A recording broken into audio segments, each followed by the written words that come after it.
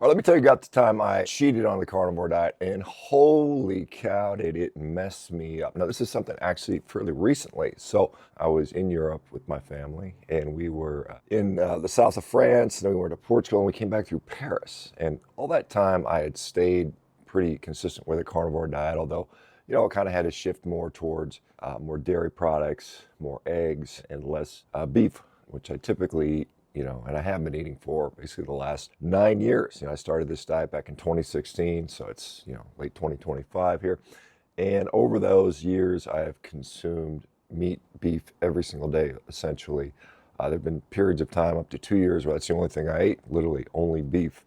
And but over the years, I'd kind of brought in, from time to time, like I said, some dairy products, some eggs, some seafood, and then every once in a while something off, just totally off plan. That's been my consistency over the years, and generally have done pretty well with that. But on this trip, we sort of deviated a little bit, just for a brief period of time, and the consequences were not good at all. We were staying in Paris, and we were staying near the Seine, the river that goes through Paris, and checking out the sights. And family was eating in a few restaurants, and I said, well, what the heck, I'll just eat whatever. I'm not going to pay for all this expensive food and not consume it, because that's just the way it is, and it's kind of harder in a foreign country. When you're traveling, it's always a little bit more of a challenge. But so I decided, well, I'll just eat the regular food that comes on the menu.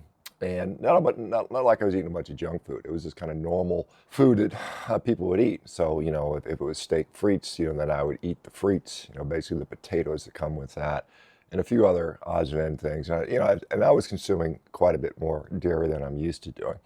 And one of the things I noticed, well, obviously, when traveling, sleep is a little jacked up, and it just is, due to the time zone difference, due to sleeping in different beds, and different schedules and different routines and so on and so forth. So that was something that I was dealing with. But besides that, I started to notice, probably with all the dairy I was consuming or something like that, I was developing a little bit of a rash, on the thorax and on the side. Nothing, it didn't bother me too much. It wasn't like itchy or painful or anything, but I just noticed, hey, there's a little rash. It's kind of unusual. I don't usually have stuff like that. So that was, one of the things. But the real thing, the real problem was, and this was significant, this was not a minor thing, this was a real, almost like a medical emergency for me. I was really concerned about this. We had one more day left, and then we're going to get on the plane the following day. So about 36 hours before leaving, I developed the worst case of constipation I've ever had in my life. And I'm not talking about a little bit. I'm not talking about some minor inconvenience, a little straining on the toilet.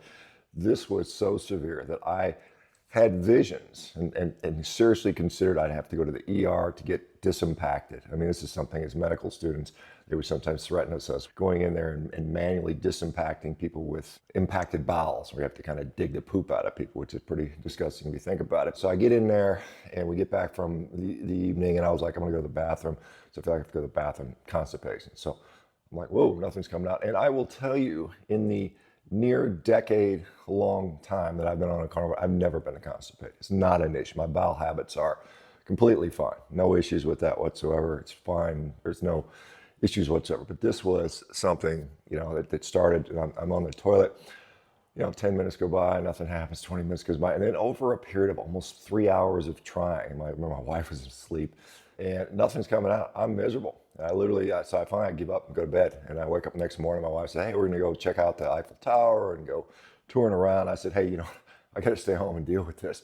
So I asked her to go to the pharmacy to pick up a few things that might help with that. So a little stool softener and a little bowel stimulant. I'm going to try these things. So I take those, and they're supposed to kick in, in about 6 hours or something like that. So I'm waiting around, hop on the toilet again, a couple more attempts, nothing happens. So I decide that, hey, I'm just going to go walk around, because this is, what we know that helps with constipation. So I walk around Paris, and I'm walking around. I walk by the, Notre Dame. I go by the Louvre. I'm walking along the river, and, and then I get about a mile and a half from where we're staying in the hotel, and all of a sudden, the medicine kicks in. And it's like, oh my God. I felt like I was going to crap my pants. So I'm walking around Paris, thinking I have to go to the bathroom, but still nothing's coming out. But I feel that way. I get this sensation that I'm going to, crap my pants. So I'm walking around Paris, trying to get back to the hotel where I can kind of take care of business, in the privacy of my hotel room. And I make it back. and hop on the toilet and figure like, oh, great, I'm gonna get rid of this stuff, and still nothing happens. I'm pushing in, trying to poop, and literally it feels like my insides are flipping around backwards, and nothing comes out. So I'm sitting there, I'm just really like thinking about, oh man, do I got to go to the ER to get this impacted? What's going to happen here? I decided, well, there's one other thing I can potentially do, and there's a medication called Microlax, which is basically a lubricant. It's like a rectal medicine you put up your butt. So I stick this lubricant medicine up my butt, and it's supposed to kick in about 15 minutes. And sure enough, it starts kicking in, and I start to feel that I can start to go to the bathroom, and I hop on the toilet.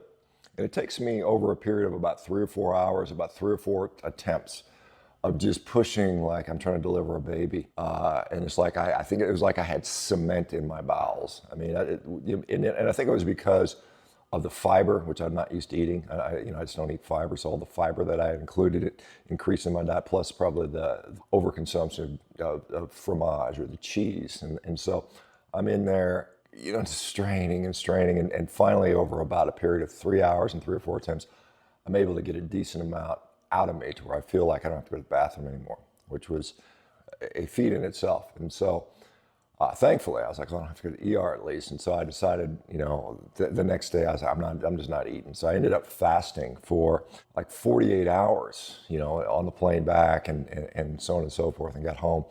And then at that point, just given a couple things, I decided, hey, I'm just going to do a complete reset, complete 100% beef diet. And I'll talk to you about how that's been going in another video here. But suffice it to say, cheating on the carnivore diet sometimes can be disastrous. I mean, we're all human. Sometimes we drift from side to side from time to time. But my God, that was a lesson. Don't do it like that. Don't eat too much cheese and add a bunch of fiber in there, because that was it was not a fun experience. I used to think about, old people talking about their bowels all the time and how they would complain about that. And I was thinking, oh, why are they all worried about their bowels? But my God, an experience I care never to replicate again. Let me know if anything like that has happened to you guys when you've cheated on carnivore, if anything negative has happened to you. It's interesting to see how that applies. Glad to be back on the regular routine back home. It makes such a big difference in quality of life. All right, guys, we'll talk to you soon. Bye-bye.